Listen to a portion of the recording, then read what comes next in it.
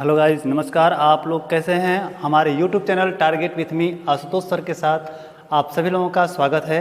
और आज का जो प्रकरण हम लेकर के आए हैं वह हिंदी व्याकरण से संबंधित होगा और प्रकरण का नाम होगा वाक्य। प्रकरण का नाम वाक्य होगा। आज हम लोगों का जो वार्तालाप होगी, जो चर्चाएं होंगी, वह वाक्य से संबंधित होंगी और वाक्य से कैसे क्वेश्चन पूछे जाते हैं, इसका डिफिनीशन क्या होता है, इसके अंग कितने हैं, इसके भाग कितने हैं, इन सभी के बारे में आज हम जानकारी आप लोगों को देंगे। और आप हमारे साथ बने रहिएगा अंत तक। वीडियो को लास्ट तक आप जरूर देखिएगा। ठीक, वाक्य। सबसे पहले बात करते हैं हम कि वाक्य होता क्या है। कई बार एग्जाम में पूछे गए कि वाक्य के संबंध में सही कथन है और इसमें 4 ऑप्शन दे देता है। पहला ऑप्शन देगा कि सार्थक शब्दों का समूह, सार्थक शब्दों का समूह। और दूसरा ऑप्शन जो बनाता है वह होता है शब्दों का सार्थक समूह। और जो तीसरा ऑप्शन है वह बनाता है दोनों। और चौथा ऑप्शन आपका होता है कोई नहीं। इस तरह से क्वेश्चन पूछा जाता है। तो हम परिभाषा तो जानते हैं कि वाक्य क्या होते हैं। क्योंकि वाक्य, सबसे पहले हम एक बात और समझ लें कि भाषा की भाव के आधार पर या भाव या भावार्थ कह सकते हैं, भावार्थ के आधार पर सबसे बड़ी इकाई कौन सी है, आधार पर सबसे बड़ी इकाई कौन सी है, सबसे बड़ी इकाई। तो इस क्वेश्चन का जवाब भी आपको मिलेगा वाक्य के रूप में। क्योंकि देखिएगा, एक बात यहाँ पर समझिएगा आप लोग कि भाषा की भाव या भावार्थ के आधार पर सबसे बड़ी इकाई कौन सी है, तो वह वाक्य होगा।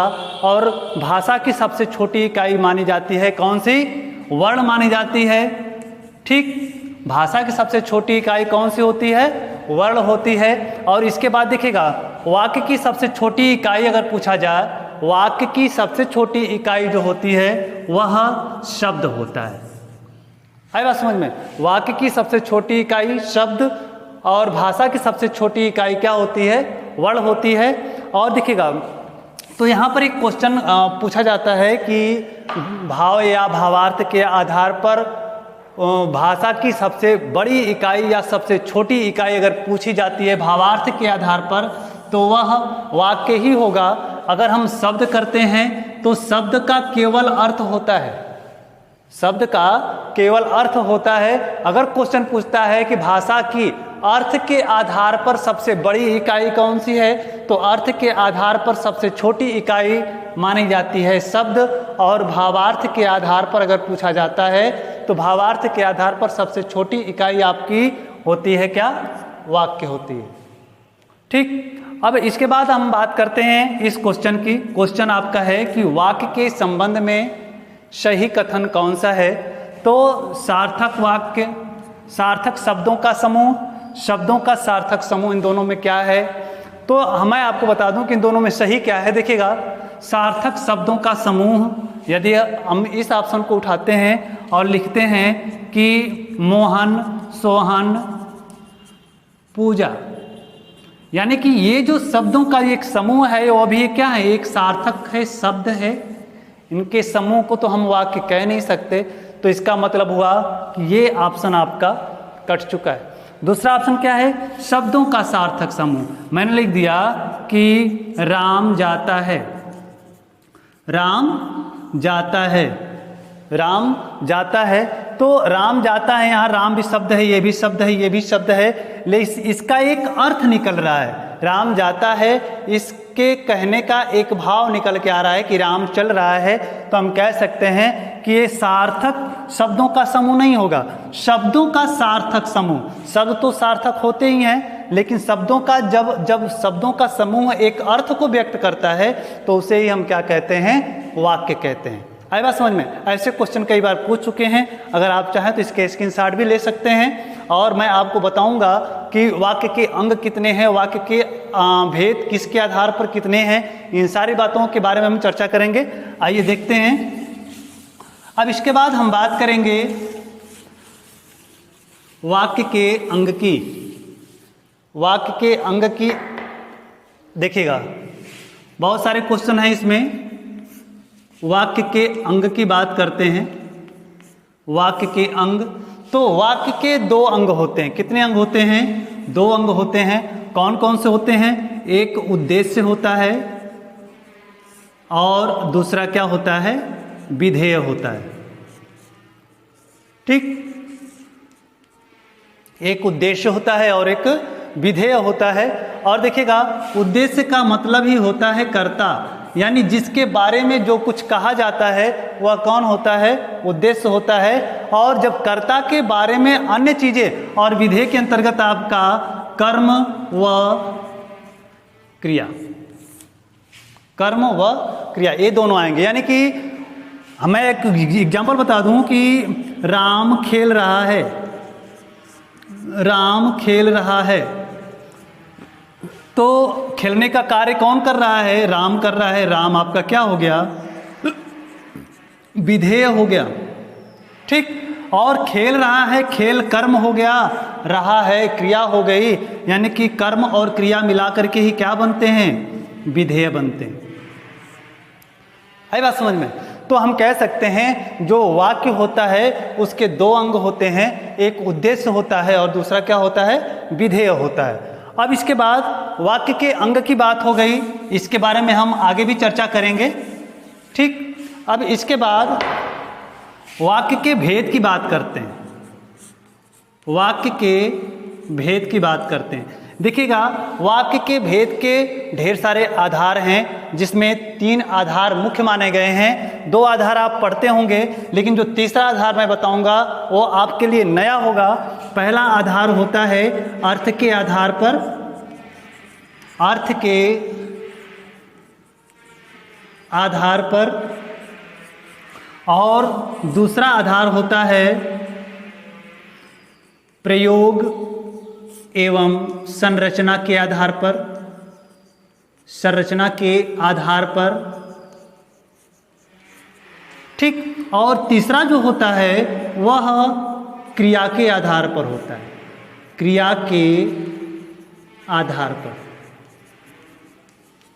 अगर संख्या की बात करें कि अर्थ के आधार पर वाक्य के कितने भेद होते हैं, तो अर्थ के आधार पर वाक्य के 8 भेद होते हैं, और प्रयोग या संरचना के आधार पर जो वाक्य होते हैं वो 3 प्रकार के होते हैं, और क्रिया के आधार पर जो होता है वही आपका वाच्य कहलाता है, जिसको मैंने पिछले वीडियो में बना चुका हूँ वाच्य के बारे में। इसके भी भेद कितने होते हैं? 3 होते हैं। तो इंपॉर्टेंट क्वेश्चन आपको 3 इंपॉर्टेंट क्वेश्चन यहाँ से मिल चुके हैं कि वाक्य के अंग कितने होते हैं? 2 होते हैं। कौन कौन से?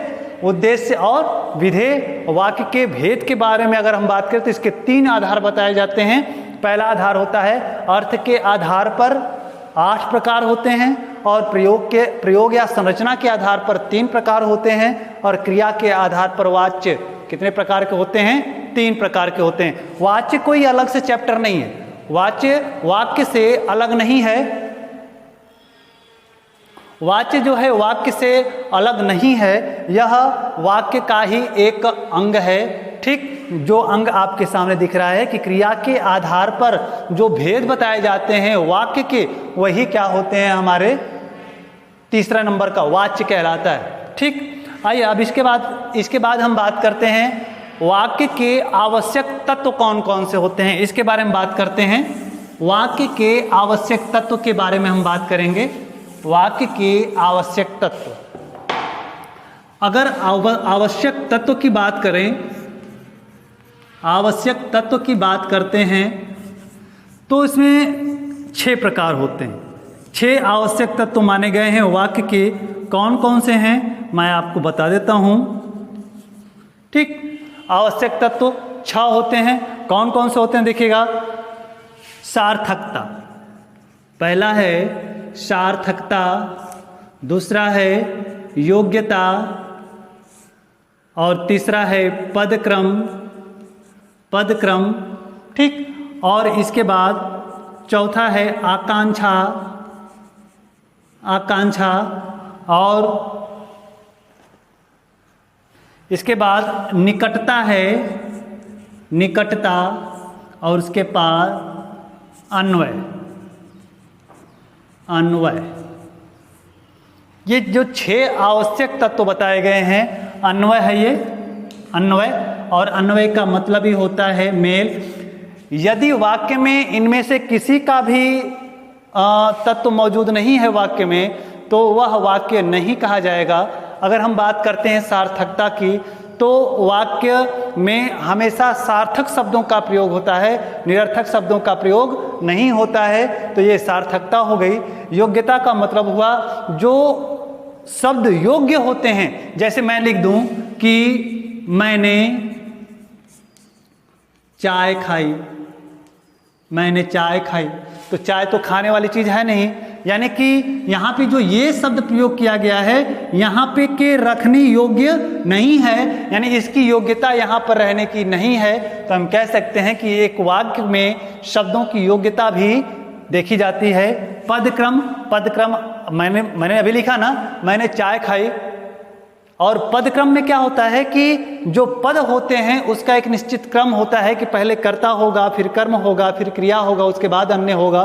तो इस तरह से पदक्रम हो गया। आकांक्षा का मतलब क्या हुआ?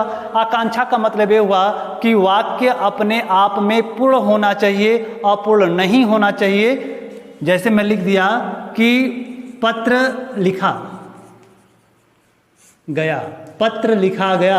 अब मैं आपसे कह दूं कि पत्र लिखा गया, तो आपकी आकांक्षा होगी ये जानने की कि आखिर पत्र किसने लिखा। तो यानी कि यहाँ पर इसका अभाव है, यानी आकांक्षा की भी अभाव नहीं होना चाहिए वाक्य में। इसके बाद निकटता, निकटता क्या है? जब हम वाक्य लिखते हैं तो शब्दों के बीच में जो डिस्टेंस होता है वह, उसी को हम कहते हैं निकटता। वह क्या होनी चाहिए? समान होनी चाहिए। अगर हमने इस पत्र को यहाँ लिख दिया, पत्र लिखा गया, तो यहाँ पर आपको रिक्त स्थान मिल जाता है, तो इसका अर्थ सटीक नहीं निकल पाता है। तो हम कह सकते हैं कि वाक्य में शब्दों के बीच जो निकटता होती है वह आवश्यक है। उसके बाद अन्वय, अन्वय का मतलब होता है मेल। मैंने लिखा कि राम व सीता खेल रही हैं। राम और सीता खेल रही हैं, क्या यह वाक्य सही है? नहीं सही है। खेल रहे हैं, राम और सीता खेल रहे हैं होगा यहाँ पर, यानी कि कर्ता के आधार पर क्रिया को उपस्थित करना ही क्या कहलाता है? अन्वय कहलाता है या मेल कहलाता है। ये बात हो गई आपके वाक्य के आवश्यक तत्व की। वाक्य के आवश्यक तत्व कितने होते हैं? 6 होते हैं। सार्थकता होती है, योग्यता होता है, पदक्रम होता है, आकांक्षा होता है, और निकटता, और अंतिम होता है अन्वय। ठीक, तो इतनी सारी बातों को आप आज जाने हैं, और अगले वीडियो में मैं आपको बताऊंगा कि अर्थ के आधार पर वाक्य के कितने भेद होते हैं, उसकी क्या परिभाषाएं होती हैं, और दूसरी बात रचना के आधार पर, संरचना के आधार पर, प्रयोग के आधार पर वाक्य के कितने भेद होते हैं, उसको भी हम आपको बताएंगे, लेकिन अगले वीडियो में। तब तक के लिए नमस्कार, धन्यवाद।